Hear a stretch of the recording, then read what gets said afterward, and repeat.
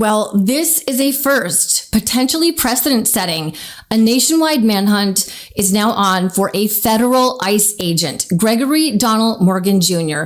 is wanted on 2 felony assault charges. This is coming out of Minnesota in connection with Operation Metro Surge. Hi, my name is Suri Crow, and you're watching the MeidasTouch Network. So many horrible things are happening and have happened at the hands of federal ICE agents under the Trump administration. But prosecutors in Minnesota are not sleeping on justice. Hennepin County Prosecutor Mary Moriarty's office has issued a warrant for Morgan on 2 second-degree assault charges.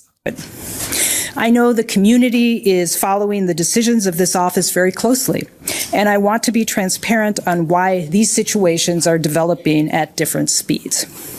This case followed the typical investigation and submission process for cases coming to our office. The Minnesota State Patrol received a 911 call from the victims, who had a gun pointed at them by the driver of a vehicle who pulled up next to them illegally on the shoulder. On February 5th, Mr. Morgan was driving illegally on the shoulder of eastbound Highway 62, or the Crosstown, just past the Portland Avenue exit, appearing to attempt to bypass slower traffic. The victim who was driving briefly moved their vehicle into the shoulder to slow him down. Mr. Morgan was driving a rented SUV with no markings or other features to indicate that it was an ICE vehicle. After the victim's vehicle moved back into the legal lane, Mr. Morgan sped up to pull alongside the victim's vehicle. Mr. Morgan then visibly slowed his vehicle to match the pace of the victim's vehicle, opened his window, and pointed his duty weapon directly at both victims in the other vehicle while continuing to drive illegally on the shoulder. Both the driver and the passenger in the victim's vehicle felt threatened by Mr. Morgan's actions. Moriarty says Morgan admitted to investigators that he pulled his weapon on the 2 victims and that state police pulled video that corroborated the victims' accounts. We have charged Mr. Morgan with 2 counts of second-degree assault, 1 count for each victim for threatening the victims with a dangerous weapon. Second-degree assault with a gun has a presumptive sentence of 36 months in prison. Mr. Morgan's conduct was extremely dangerous. Driving while pointing a weapon out of your moving vehicle at the victims who were in another moving vehicle could have led to yet another disastrous incident in a community that has already suffered too many. Today's charges reflect an important milestone in our efforts to seek accountability for the harms inflicted on our community during Operation Metro Surge. Our community is still navigating the effects of the federal occupation. I drew daily inspiration from the courage of Minnesotans and the care that they showed for each other during Metro Surge. Our work continues on all fronts, from the killings of Ms. Good and Mr. Preddy to the shooting of Mr. Sosa Solis. Moriarty and her team are all business, as prosecutors should be.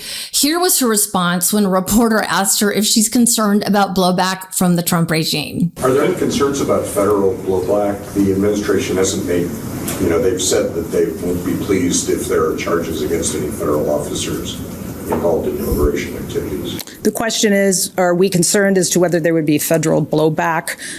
They've indicated they would not be happy, something of that nature, if federal agents were to be charged. Not a concern of ours. Our role, by the way, is to hold people accountable if they violate the laws of the state of Minnesota. And in this particular case, we feel strongly that this agent committed second-degree assault against both of these victims.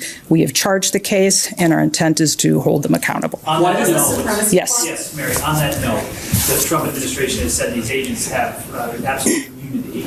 A message to them and a message to community members who, because of that, probably feel this is a waste of time. So the question is, the Trump administration has said that agents have absolute immunity. That is wrong. They are wrong. And I think they've actually walked that back. We know that the vice president insisted that federal agents have absolute immunity. That is not true. They do not have absolute immunity. This is the beauty of our federalist system. We have different levels of government. So even if the madman in the White House tries to pardon these lawless ICE agents, state prosecutors can go after them for their crimes. Philadelphia DA Larry Krasner has also made his position very clear to criminal ICE agents. This is how it works. You commit crimes within the jurisdiction that is the city and county of Philadelphia, I prosecute you. That is how it works.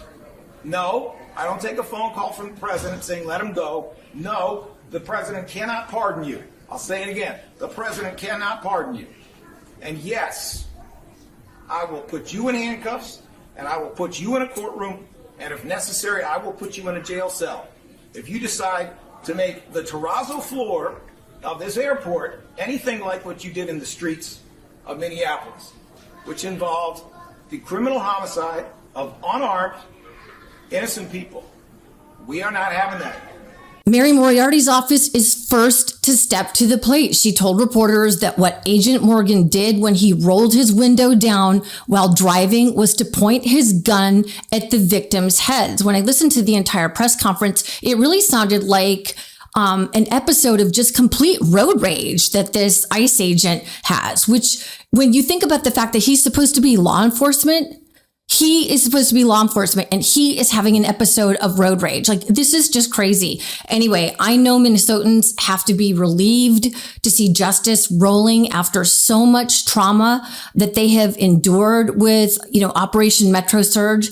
I do keep in regular contact with the Bureau of Criminal Apprehension, the BCA in Minnesota, as well as state and county prosecutors there.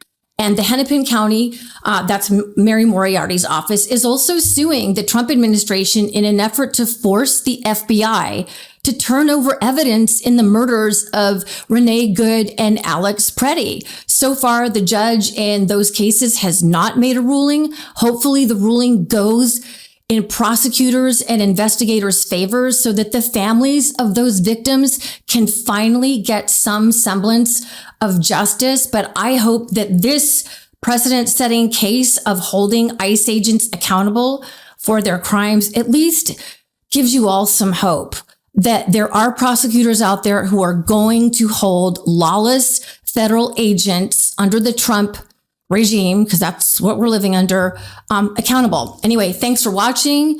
All my socials are linked below. I will see you back here soon. Remember to remain fierce.